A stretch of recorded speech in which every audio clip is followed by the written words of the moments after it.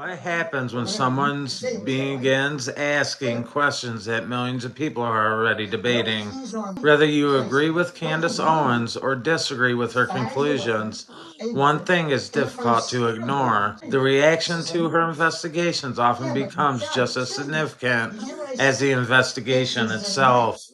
Instead of focusing only on the evidence being presented, public attention frequently shifts toward the person asking the questions. In psychology, that shift is worth examining because it reveals as much about human behavior as it does about politics or the media. Now, throughout history, controversial investigations have almost always produced controversy around the investigator. The moment someone challenges a widely accepted narrative, strong reactions tend to follow. Some people respond with support because they believe important questions deserve to be explored. Others respond with criticism because they believe the conclusions are flawed, incomplete, or unsupported.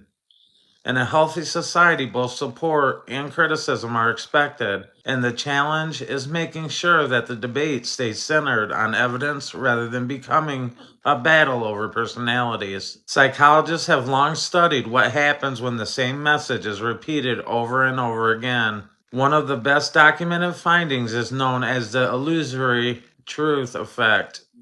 The more often people hear the same claim, the more familiar it becomes, and familiarity can sometimes be mistaken for credibility. That doesn't determine whether a claim is true or false.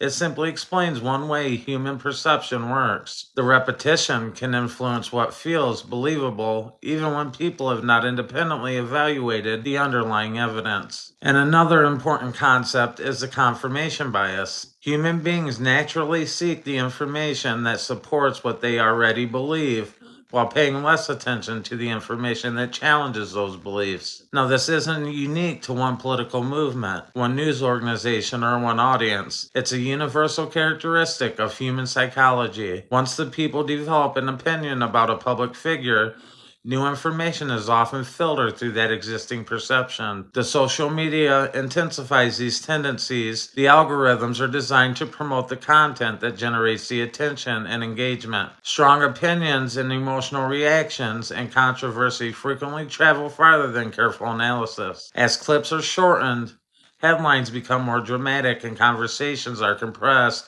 into seconds instead of hours. The nuance often gives way to certainty. The result is that many people end up reacting not to a full interview or investigation, but to the selected excerpts, commentary, or secondhand interpretations. This doesn't mean every critic is acting in bad faith, but many people sincerely disagree with Candace Owens' conclusions, and disagreement is an essential part of the open public debate. At the same time, the supporters may also be susceptible to the same psychological biases if they accept every claim without asking difficult questions. Critical thinking requires applying the same standards of evidence to everyone, regardless of whether they confirm our existing views. Now, the real question is not whether someone supports or opposes Candace Owens. The more important question is whether we are evaluating ideas based on evidence or simply reacting to repetition, headlines, and emotional